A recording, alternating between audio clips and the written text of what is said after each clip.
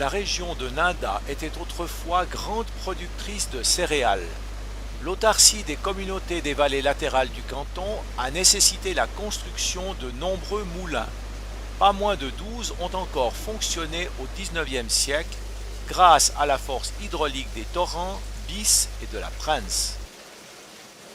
Devant nous, la carte de répartition des 20 moulins, point jaune, 11 scieries, point vert, et 6 foulons, point bleu. En 1935, le moulin de Sablot s'arrête définitivement et est même démoli en 1984 lors de la correction de la route. Grâce à l'Association pour la sauvegarde du patrimoine Nindar et différents sponsors, le moulin est reconstruit en 2002 et fonctionne à la satisfaction des touristes.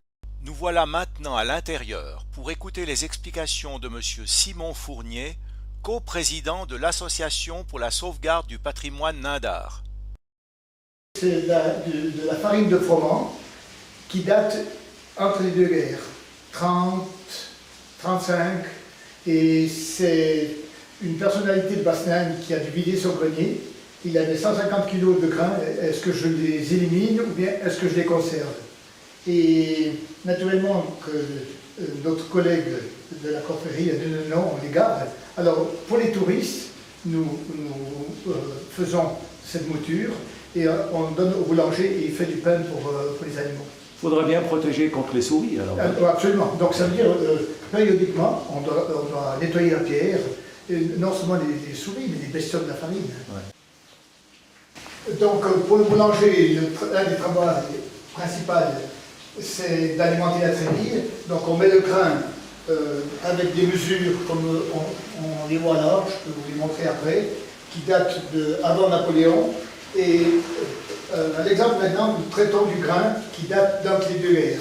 Donc, nous faisons une mouture et ensuite on la passe au boulanger pour faire de la panification pour le bétail. Ensuite, nous avons ici le système de distribution du grain qui se règle avec un petit bâtonnet qui frotte sur la pierre et en fonction de la pénétration sur la pierre, donc de la longueur du bâton sur la pierre, comme la pierre bouge avec un certain wallage, donc elle a un foron important, pour permettre au grain de pénétrer sur la pierre et de se diffuser sur toute la pierre. Et comme on règle avec ce système tout simple de ficelle, la pression du bâton sur la pierre et donc la vitesse de descente du grain. Vous voyez ici des mesures à grains datant du XVIIIe siècle. Donc la pierre en tournant fait bouger la distribution de la farine, tout simplement, comme ça. Et quand le niveau arrive suffisamment bas, il y a une sonnette qui donne de la voix et ça demande au meunier de réalimenter en grain. Le grain tombe de la trémille dans cette espèce de canal et en fonction du frottement de la tige sur la pierre, gentiment, le grain descend.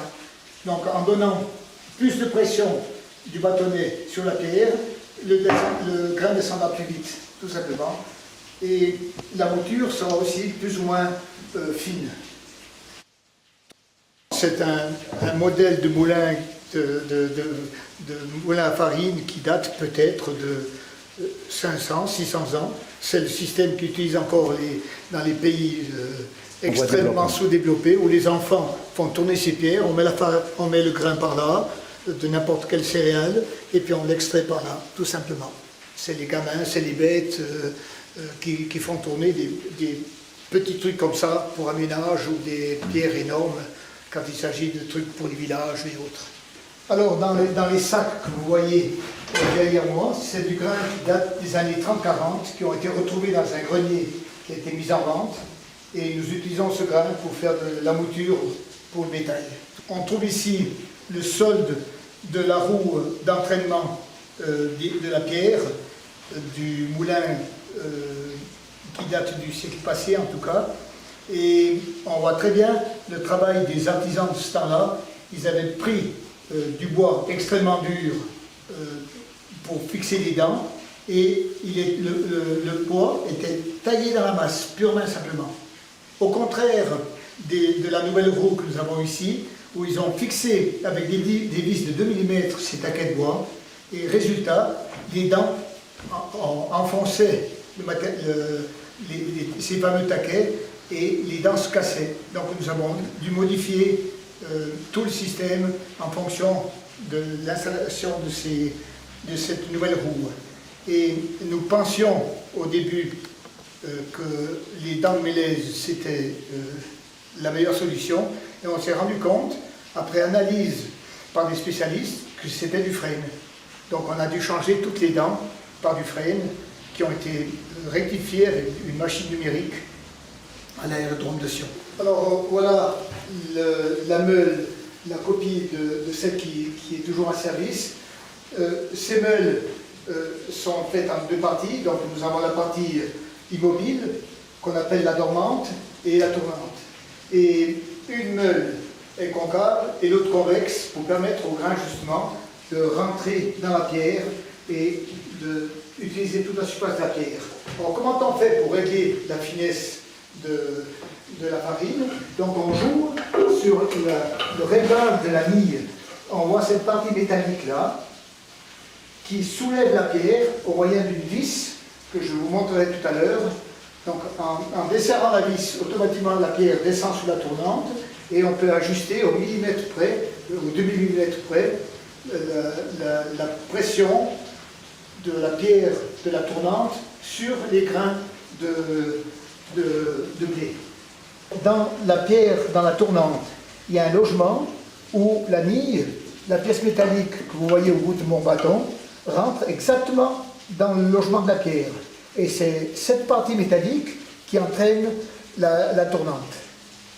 Et par liaison avec les roues d'entraînement qui sont au sous-sol, tout simplement.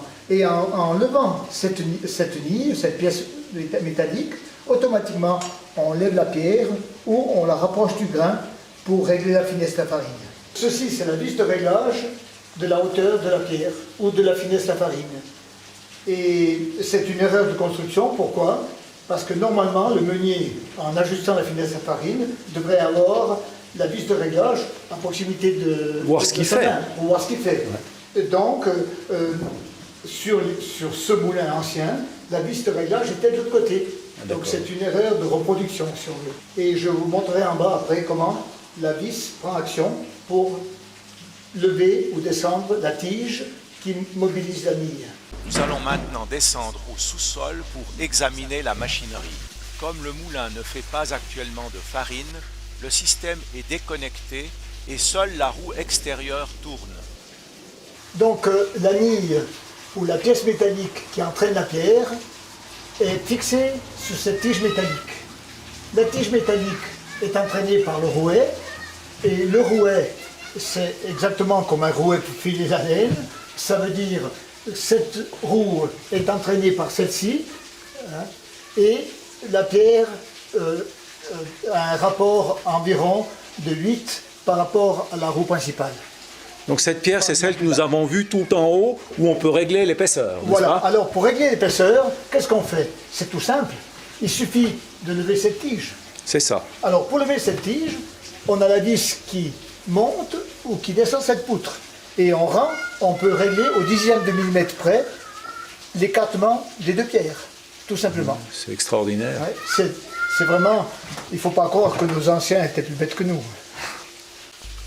Voilà, la visite se termine sur ces images de mécanique de haute précision.